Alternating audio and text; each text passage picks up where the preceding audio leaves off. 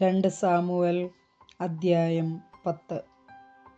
അമ്മോന്യരെയും സിറിയക്കാരെയും തോൽപ്പിക്കുന്നു. അമ്മോന്യരുടെ രാജാവ് മരിച്ചു, അവൻ്റെ മകൻ ഹാനൂൻ രാജാവായി. അപ്പോൾ ദാവീദ് പറഞ്ഞു, നാഹാഷ് എന്നോട് കാണിച്ചതുപോലെ അവൻ്റെ മകൻ ഹാനൂനോടും ഞാനും ദയ കാണിക്കും. പിതാവിൻ്റെ മരണത്തിൽ അനുശോചനം അറിയിക്കാൻ ദാവീദ് ഒരു സംഘം ദൂതന്മാരെ ഹാനൂൻ്റെ അടുത്തേക്ക് അയച്ചു. അവർ അമ്മോന്യരുടെ ദേശത്തെത്തി.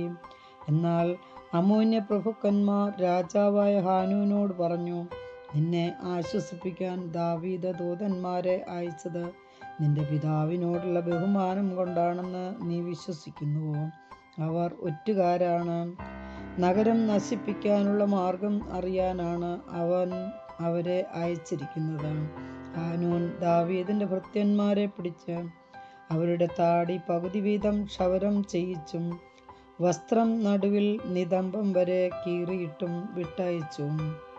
ദാവീദ് അത് കേട്ട് അത്യന്തം അപമാനിതരായ അവരോട് ആളയച്ചു പറഞ്ഞു, താടി വളരും വരെ ജെറിക്കോയിൽ താമസിക്കുവിൻ, പിന്നെ മടങ്ങിപ്പോകുവിൻ.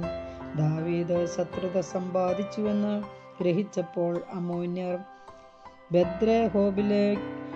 ബദ്രഹോബിലെയും സോബായിലെയും സിറിയക്കാരിൽ നിന്ന് 20,000 കാലാൾപ്പടയെയും 1000 പേരോടുകൂടി മാഖാരാജാവിനെയും തോബായിൽ നിന്ന് 12,000 പേരെയും കൂലിക്കെടുത്തു. അത് കേട്ട് ദാവീദ് യോവാബിനെ സകല വീരപടയാളികളുമായി അയച്ചു. അമ്മോന്യർ നഗരവാതിൽക്കൽ അണിനിരന്നു. സോബായിലെയും റഹോബിലെയും സിറിയക്കാരും തോബിലെയും മാഖായിലെയും പടയാളികളും വെളിമ്പ്രദേശത്ത് നിലയുറപ്പിച്ചു. ശത്രുസൈന്യം മുൻപിലും പിൻപിലും നിലയുറപ്പിച്ചിരിക്കുന്നെന്ന് കണ്ടപ്പോൾ യോവാബ് ഇസ്രായേലിൻ്റെ അതിധീരരായ ഒരു കൂട്ടം പടയാളികളെ തെരഞ്ഞെടുത്തത് സിറിയക്കാർക്കെതിരെ അണിനിരത്തി. ശേഷിച്ച സൈന്യത്തെ തൻ്റെ സഹോദരൻ അബീഷായിയുടെ ചുമതലയിലേൽപ്പിച്ചു. അബീഷായി അവരെ അമ്മോന്യർക്കെതിരെ അണിനിരത്തി.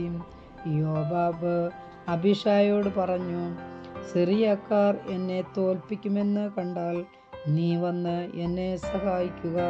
അമ്മോന്യർ നിന്നെ തോൽപ്പിക്കുമെന്ന് കണ്ടാൽ ഞാൻ വന്ന് നിന്നെ സഹായിക്കാം. ധൈര്യമായിരിക്കുക. നമ്മുടെ ജനത്തിനു വേണ്ടിയും നമ്മുടെ ദൈവത്തിൻ്റെ നഗരങ്ങൾക്കും വേണ്ടിയും നമുക്ക് ധീരമായി പോരാടാം. ദൈവേഷ്ടം പോലെ ഭവിക്കട്ടെ. അങ്ങനെ യോവാബും കൂടെയുള്ള സൈന്യവും സിറിയക്കാരോട് യുദ്ധം ചെയ്യാനടുത്തു. അവർ പലായനം ചെയ്തു.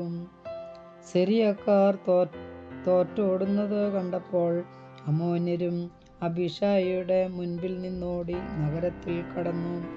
യോവാബ് അമ്മോന്യരോടുള്ള യുദ്ധം അവസാനിപ്പിച്ചു ജെറുസലേമിലേക്ക് മടങ്ങിപ്പോന്നു.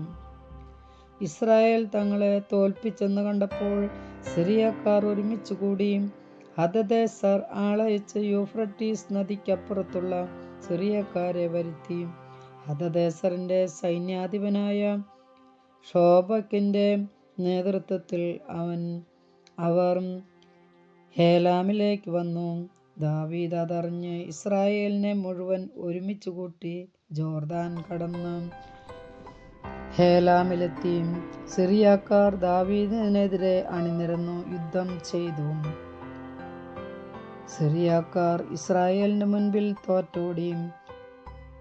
700 തേരാളികളെയും 40,000 കുതിരപ്പടയാളികളെയും ദാവീദ് കൊന്നു. അവരുടെ സൈന്യാധിപനായ ഷോബക്ക് മുറിവേറ്റ് അവിടെ വെച്ച് മരിച്ചു.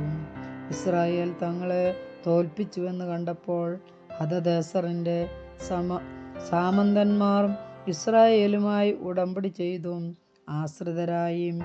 അതിനുശേഷം അമ്മോന്യരെ സഹായിക്കാൻ സിറിയക്കാർക്ക് ഭയമായി. കർത്താവിൻ്റെ വചനം.